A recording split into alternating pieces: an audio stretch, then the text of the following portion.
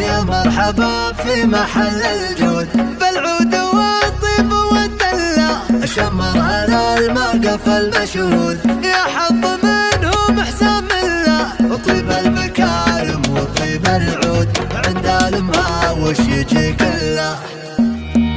حالف في واجبك ماني بغايب ما يعطلني ثواني او دقيقة الخوي ما نترك سلم وحرايب في صفوف في لزوم في طريقة يا فهد يا فهد يا فهد يا فهد يا فهد تطنخ ولا تحسب حسايب يوم غيرك يبتلش ويجفرق هالفعول موثقه والراس طايب حايز علم المراجل في فريق مثل ابوك اللي رقى كل الصعايب برقه مرفوع في جبال الشهيق ابو صالح